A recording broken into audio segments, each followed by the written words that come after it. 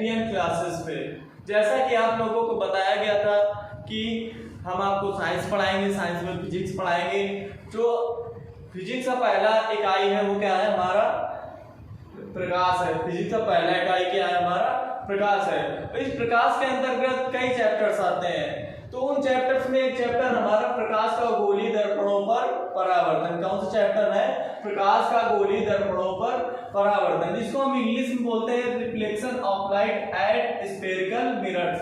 Reflection of light at spherical mirrors. अब आगे चलते हैं हम अपने लेसन की ओर।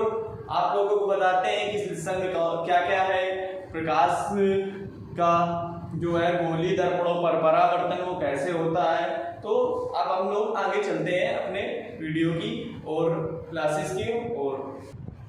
चलो आप लोगों को बताते हैं। सबसे पहले प्रकाश का गोलीय दर्पणों परावर्तन है, तो इसमें सबसे पहले हम क्या जानेंगे, प्रकाश के बारे में जानेंगे कि प्रकाश होता क्या है हमारा।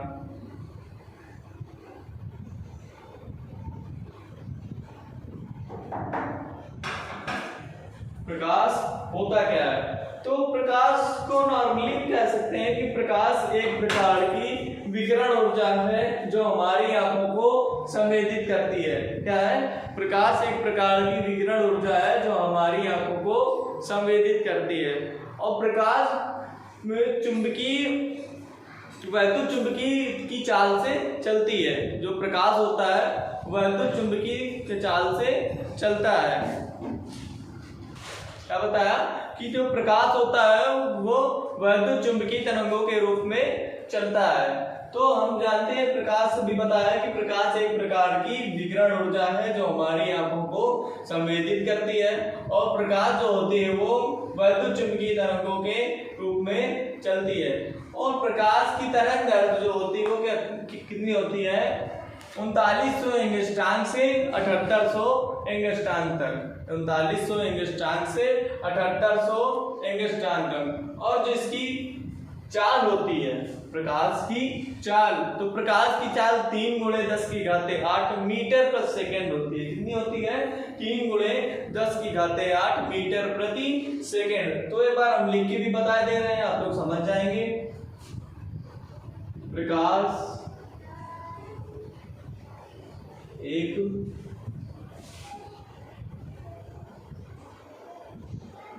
प्रकार की विकिरण ऊर्जा है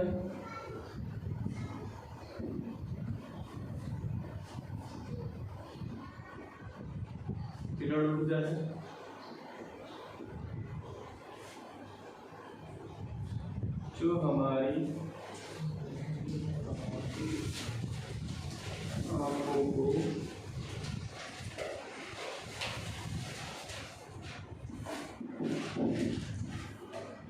संवेदित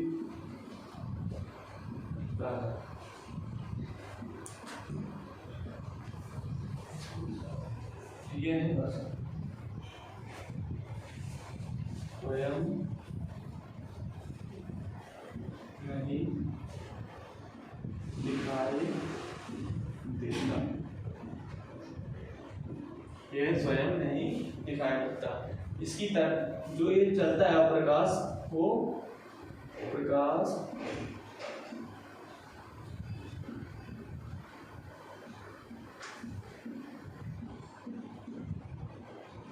वैद्युत चुंबकीय तरंगों के रूप में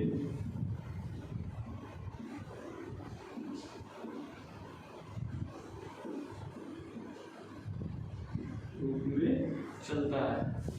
और जो इसकी तरंग दैर्घ्य होती है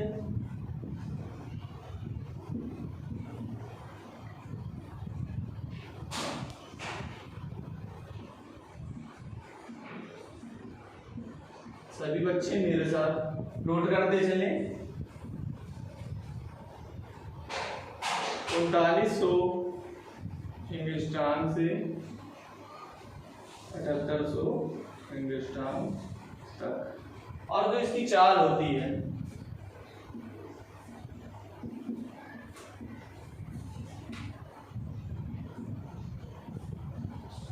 प्रकाश की चाल 3×10⁸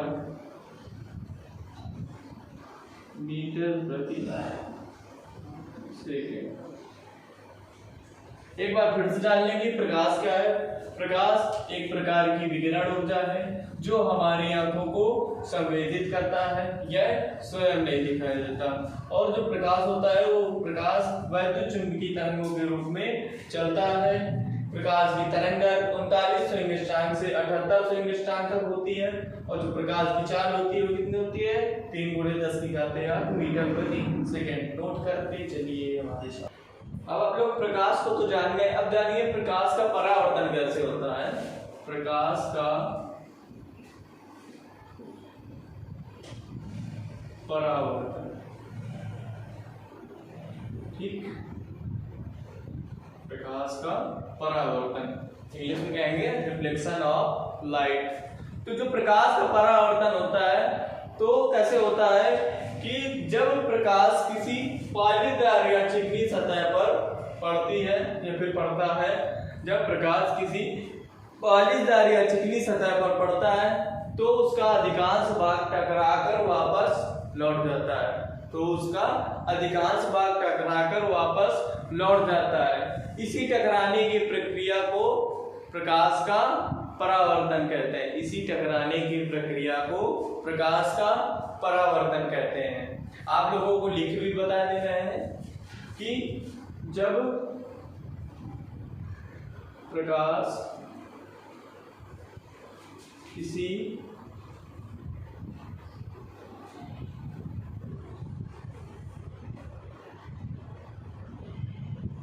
पालीदार या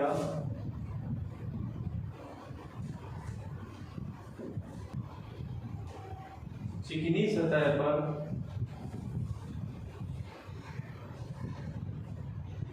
पड़ता है तो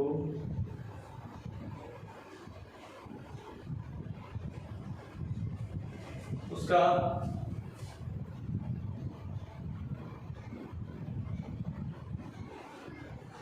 अधिकांश भाग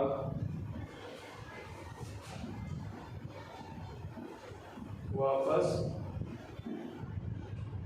लौट जाता है। इसी टकराकर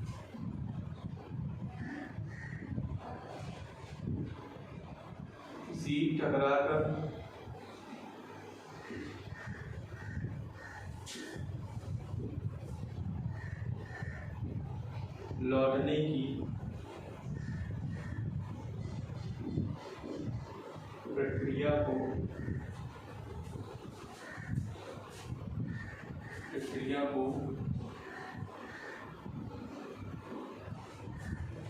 प्रकाश का परावर्तन कहते हैं। इसी प्रक्रिया को प्रकाश का परावर्तन कहते हैं। ठीक, तो क्या बताया कि जब प्रकाश किसी पालीदार या चिकनी सतह पर पड़ता है तो उसका अधिकांश भाग वापस लौट जाता है। इसी टकरा कर लौटने की प्रक्रिया को प्रकाश का परावर्तन कहते हैं। आइए चित्र द्वारा भी समझते हैं कि कैसे होता है। माने एक हमारा समतल दर्पण है,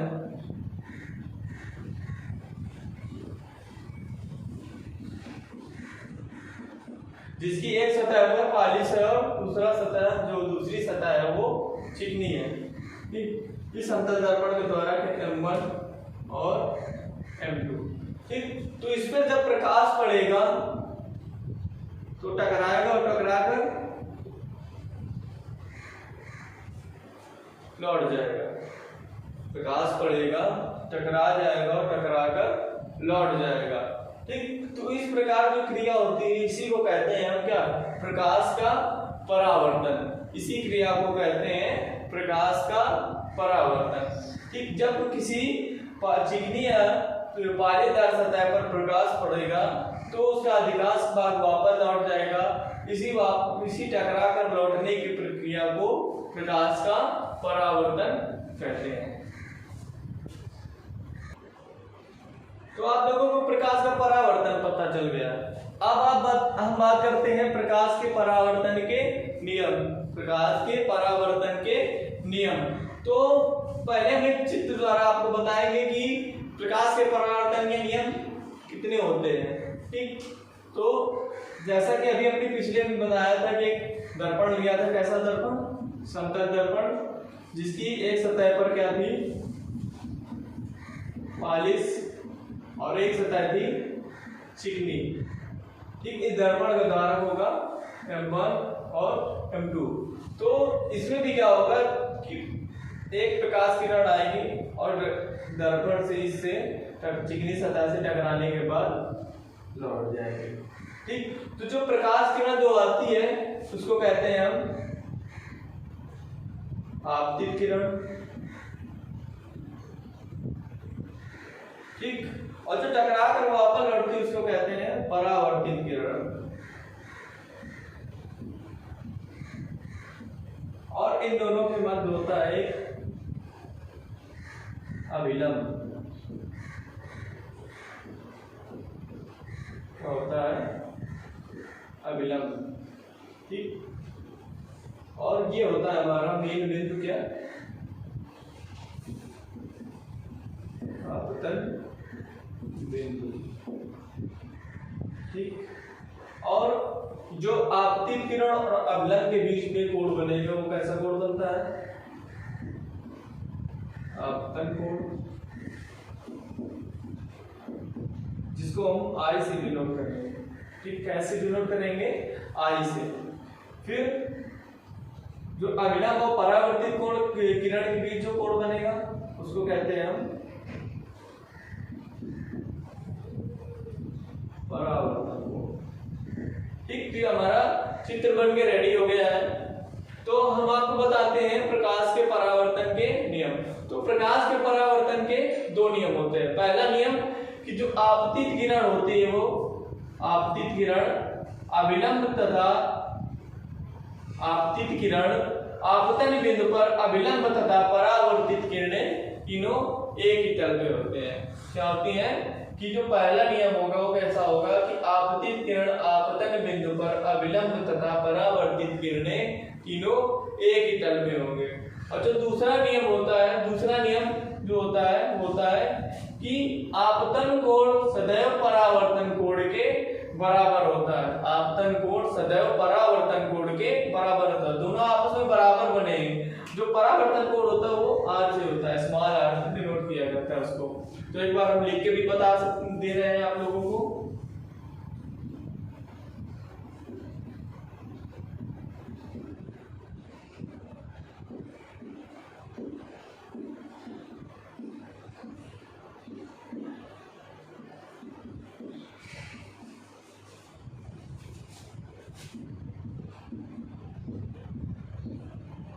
आपतित किरण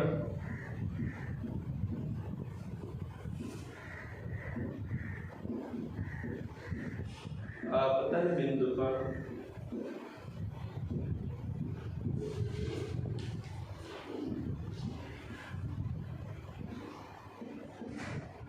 अभिलंब तथा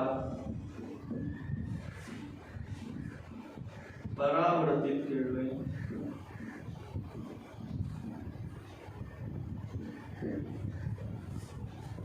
आपतित किरण आपतन बिंदु पर अभिलंब तथा परावर्तित किरणें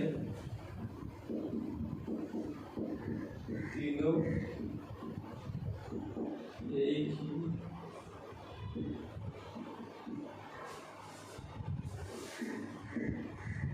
तल पर होते हैं। क्या है? पहला नियम कि आपतित किरण आपतन बिंदु पर अभिलंब तथा परावर्तित किरणें तीनों एक ही तल पर होते हैं। और दूसरा नियम होता है आपतन कोण सदैव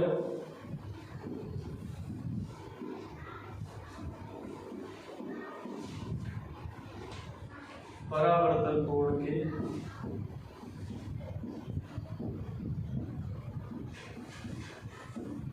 बराबर होता है। आपतन कोण सदैव परावर्तन कोण के बराबर होता है।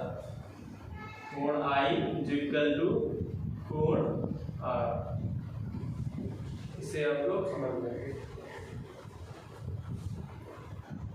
तो आप लोग आज जान चुके हैं प्रकाश का परावर्तन, प्रकाश के परावर्तन के नियम। तो आज के लिए हम इतना रखते हैं, क्योंकि अभी थोड़ा थोड़ा उठाएंगे, फिर थोड़ा जब क्लासेस हमारी अच्छे से चलने लगेंगी, सब लोग देखने लगेंगे अच्छे से, तो हम आगे 30 मिनट 40 मिनट की वीडियो डालेंगे।